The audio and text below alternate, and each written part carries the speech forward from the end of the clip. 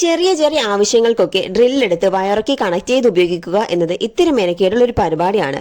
Wireless and portable mini drilling മെഷീനൊക്കെ വാങ്ങിക്കാൻ കിട്ടും. എന്നാലും സ്വന്തമായി ഒരെണ്ണം ഉണ്ടാക്കിയെടുക്കുക, എന്നിട്ട് അത് ഉപയോഗിക്കുക, എന്തൊരു ഫീലാണല്ലേ. ഈ വീഡിയോയിൽ അത്തരത്തിലുണ്ടാക്കിയെടുത്തിട്ടുള്ള ഒരു പോർട്ടബിൾ ആൻഡ് വയർലെസ് ഡ്രില്ലിംഗ് മെഷീനാണ് കാണിക്കുന്നത്. എന്തൊക്കെയാണ് വേണ്ടതെന്നും എങ്ങനെയാണ് ഇത് തയ്യാറാക്കിയെടുക്കുന്നത് എന്നും കണ്ടു നോക്കിയാലോ. ഈ ഒരു ഡ്രില്ലിംഗ് മെഷീൻ ഉണ്ടാക്കാനായി ഞങ്ങൾ എടുത്തിട്ടുള്ളത് 1.3 AHന്റെ 12 വോൾട്ട് ബാറ്ററിയാണ്. 12 volt DC motor, 50 mm T, 50 mm piece pipe. ഇതൊരു എൻഡ് ക്യാപ്പാണ്. ഇത് മോട്ടോർ ഫിറ്റ് ചെയ്യുന്നതിന് വേണ്ടി ഹോൾ ചെയ്തെടുത്തതാണ്. ഇത് 50 mmന്റെ പൈപ്പ് മോട്ടറിന്റെ എയർ ഹോളിന് സമമായി എയർ പോകുന്ന വിധത്തിൽ ഹോൾ ചെയ്ത് സെറ്റ് ചെയ്തെടുത്തതാണ്. ഇനി 75x50 mm റെഡ്യൂസർ, പിന്നെ ഇത് സെറ്റ് ചെയ്യാനുള്ള പൈപ്പ്. ഇത് 75ന്റെ എൻഡ് ക്യാപ്പുമാണ്.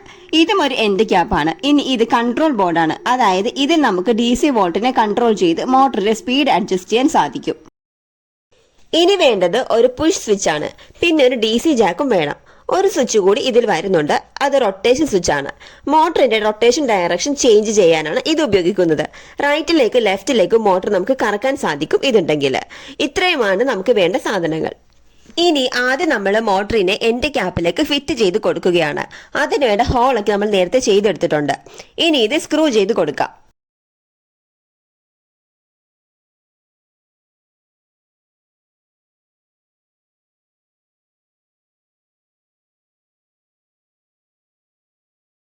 അപ്പോൾ നമ്മൾ മോട്ടർ ടൈറ്റ് ചെയ്ത് കൊടുത്തിട്ടുണ്ട്. ഇനി ഇതിലേക്ക് വെക്കേണ്ടത് എയർ പോകാനായി ഹോൾ ചെയ്ത് വെച്ചിരിക്കുന്ന പൈപ്പിന്റെ പീസാണ്. ഈ ഒരു പൈപ്പ് പീസ് മോട്ടറിന്റെ എയർ ഹോളിനനുസരിച്ച് കൃത്യമായി തന്നെ മാർക്ക് ചെയ്ത് ഹോൾ ചെയ്തെടുത്തിട്ടുള്ളതാണ്. ഇനി ഇതിലേക്ക് വെക്കേണ്ടത് 50 mmന്റെ T ആണ്. അതിനു മുമ്പ് നമുക്ക് മോട്ടറിൽ നിന്നുള്ള കണക്ഷൻസ് ഒക്കെ കൊടുക്കാം. അതിന് വേണ്ട വയറുകൾ നമ്മൾ പിൻ ചെയ്ത് ഷോർട്ട് ആകാതിരിക്കാൻ ടേപ്പ് ഒക്കെ ഒട്ടിച്ചെടുത്തിട്ടുണ്ട്. ഇനി ഇതിന്റെ ഒരു എൻഡ് മോട്ടറിലേക്ക് കൊടുക്കാം.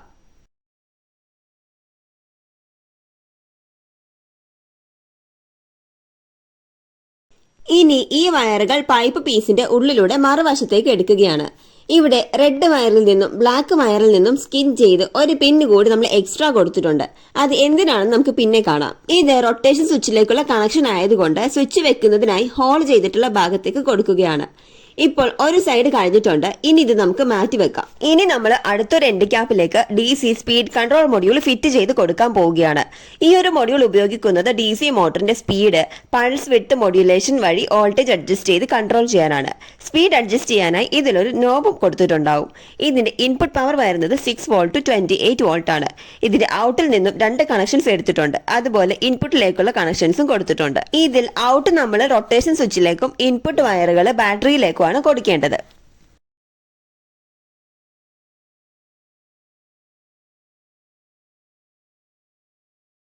വയറുകൾ നമ്മൾ അതാത് ഭാഗത്തേക്ക് കൊടുത്തിട്ടുണ്ട്. ഇനി എൻഡ് ക്യാപ്പിലേക്ക് ഈ ഒരു മൊഡ്യൂൾ ഫിറ്റ് ചെയ്യണം.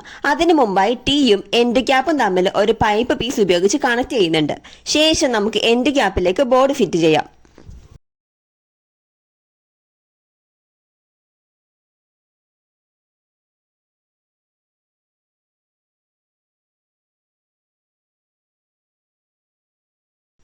ഇനി റൊട്ടേഷൻ സ്വിച്ചിന്റെ കണക്ഷൻസ് കൊടുക്കാം. അതിനായി കൺട്രോളിൽ നിന്നും മോട്ടറിൽ നിന്നും ഉള്ള വയറുകളാണ് കൊടുക്കേണ്ടത്. ഇവിടെ ബോർഡിന്റെ നോബ് കൂടി ഇട്ട് കൊടുക്കുന്നുണ്ട് കേട്ടോ. ഇതിൽ നമുക്ക് സ്പീഡ് കൂട്ടാനും കുറക്കാനും ഒക്കെ സാധിക്കും. ഇനി റൊട്ടേഷൻ സ്വിച്ചിൽ ആകെ മൊത്തം 6 ടെർമിനൽസ് ആണ് വരുന്നത്. അതിൽ നടുക്കത്തെ 2 ടെർമിനൽസിലേക്ക് മൊഡ്യൂളിൽ നിന്നുമുള്ള സപ്ലൈ ആണ് കൊടുക്കേണ്ടത്.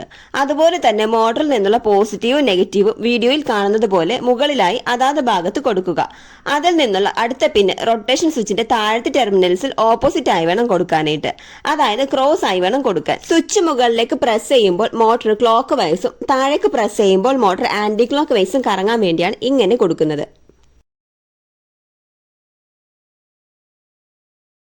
അപ്പോൾ ഇത്രയേ ഉള്ളൂ സ്വിച്ചിൽ ചെയ്യാനായിട്ട്. ഇനി വയറൊക്കെ ഉള്ളിലാക്കി സ്വിച്ചിന് വേണ്ടി ഹോൾ ചെയ്തിരിക്കുന്നിടത്തേക്ക് പ്ലേസ് ചെയ്ത് കൊടുക്കാം. ഇപ്പോൾ നമ്മളുടെ ഡ്രില്ലിന്റെ ടോപ്പ് പോർഷൻ കഴിഞ്ഞിട്ടുണ്ട്. ഇനി ഒരു പുഷ് സ്വിച്ചും ബാറ്ററിയും ചാർജ് ചെയ്യുന്നതിന് DC ജാക്കും കൊടുക്കണം. അത് എങ്ങനെയാണെന്ന് കണ്ടു നോക്കാം. ആദ്യം പ്രസ് ബട്ടണിൽ നിന്നും 2 വയറുകൾ സോൾഡർ ചെയ്തെടുത്തിട്ടുണ്ട്. എന്നിട്ട് പ്രസ് ബട്ടൺ Tയിൽ ഫിറ്റ് ചെയ്ത് കൊടുക്കണം.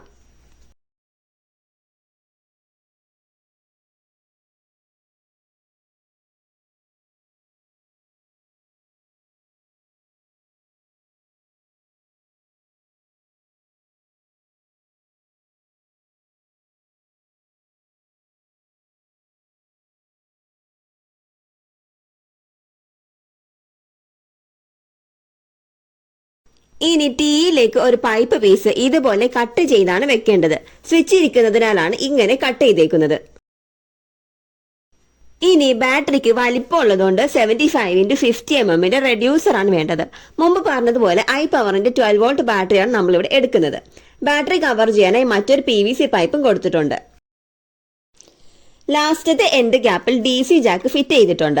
ഇവിടെ മൊഡ്യൂളിൽ നിന്നുള്ള പോസിറ്റീവ് വയർ നേരെ പുഷ് ബട്ടണിലേക്കും പുഷ് ബട്ടണിൽ നിന്നും DC ജാക്കിൽ നിന്നുള്ള പോസിറ്റീവ് വയറുകൾ ജോയിൻ ചെയ്ത് ബാറ്ററിയിലെ പോസിറ്റീവ് ടെർമിനലിലേക്കാണ് കൊടുക്കേണ്ടത്. അതുപോലെ DC ജാക്കിൽ നിന്നും മൊഡ്യൂളിൽ നിന്നുമുള്ള നെഗറ്റീവ് വയേഴ്സ് എല്ലാം കൂടി ജോയിൻ ചെയ്ത് ബാറ്ററിയുടെ നെഗറ്റീവ് ടെർമിനലിലേക്കും കൊടുക്കണം. ഷോർട്ട് ആകാതിരിക്കാനായി എല്ലാ ജോയിൻസും പ്രോപ്പറായി തന്നെ കവർ ചെയ്യുന്നുണ്ട് കേട്ടോ. ഇനി ബാറ്ററിയിലേക്കുള്ള കണക്ഷൻസ് പിൻ ചെയ്ത് കൊടുക്കാം. ജസ്റ്റ് ഒന്ന് ഡ്രിൽ ഓൺ ആക്കിയിട്ട് പ്രോപ്പറായി വർക്ക് ആവുന്നുണ്ടോ എന്ന് ചെക്ക് ചെയ്ത് നോക്കാം. ഇവിടെ ഇപ്പോൾ നിങ്ങൾക്ക് കാണാം, ഡ്രിൽ ഓൺ ആക്കിയാൽ പ്രസ് ബട്ടൺ ഞെക്കുമ്പോൾ മാത്രമാണ് ഡ്രില്ല് വർക്ക് ആവുന്നത്. അതുപോലെ മോട്ടറിന്റെ ഡയറക്ഷനും സ്പീഡും ആവശ്യാനുസരണം തന്നെ അഡ്ജസ്റ്റ് ചെയ്യാനും സാധിക്കുന്നുണ്ട്.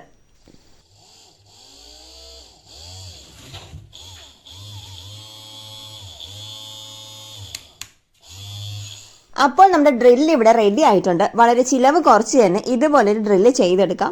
ലോ വെയിറ്റും പോർട്ടബിൾ ആയതുകൊണ്ട് തന്നെ ഉപയോഗിക്കാനും എളുപ്പമാണ്. അത്യാവശ്യം നല്ല ബാക്കപ്പ് ഉള്ള ബാറ്ററിക്ക് ഉപയോഗിക്കുകയാണെങ്കിൽ നല്ല പവറും കുറച്ചധിക നേരത്തേക്ക് നമുക്ക് വയർലെസ് ആയി തന്നെ ഉപയോഗിക്കാനും സാധിക്കും. ഇവിടെ 1.3 ബാറ്ററി ആയതുകൊണ്ട് തന്നെ അത്യാവശ്യം നന്നായിട്ട് ലാസ്റ്റ് ചെയ്ത് നിൽക്കുന്നുണ്ട്. ചാർജ് തീരുകയാണെങ്കിൽ DC ജാക്ക് വഴി ചാർജ് ചെയ്യുകയും ചെയ്യാം. ഈ ഒരു ഡ്രില്ല് കുറച്ചുകൂടി പ്രൊഫഷണൽ ആക്കാനായി നമുക്കൊന്ന് പെയിന്റ് കൂടി ചെയ്തെടുക്കാം.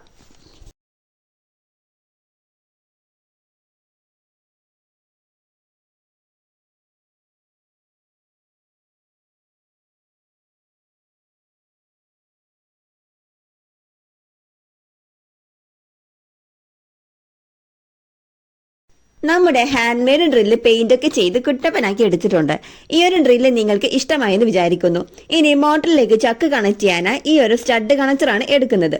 ഇത് മോട്ടറിലേക്ക് ഫിറ്റ് ചെയ്ത് എല്ലങ്കി ഉപയോഗിച്ച് ടൈറ്റ് ചെയ്ത് കൊടുക്കാം.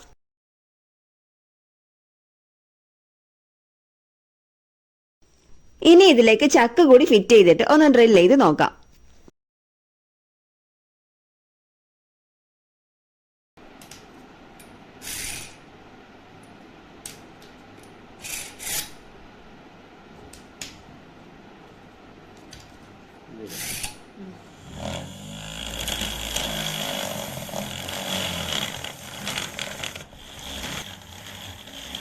പ്രൊഫഷണൽ ഡ്രില്ലിന്റെ അത്രയും പവറോ സ്പീഡോ ഒന്നും കിട്ടില്ല എങ്കിലും ചെറിയ ചെറിയ പ്രൊജക്റ്റുകൾക്കും വർക്കുകൾക്കും ഒക്കെ പറ്റിയ ഒരു ബെറ്റർ ചോയ്സ് ആണ് കേട്ടോ ഇത്.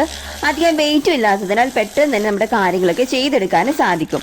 ഈ ഒരു വീഡിയോ നിങ്ങൾക്ക് ഇഷ്ടമായെങ്കിൽ ലൈക്ക് ചെയ്യുക. നിങ്ങളുടെ നിർദ്ദേശങ്ങളും അഭിപ്രായങ്ങളും കമന്റ് ചെയ്യുക. ചാനൽ സബ്സ്ക്രൈബ് ചെയ്ത് ബെൽ ബട്ടൺ കൂടി എനേബിൾ ചെയ്യാൻ മറക്കല്ലേ. താങ്ക്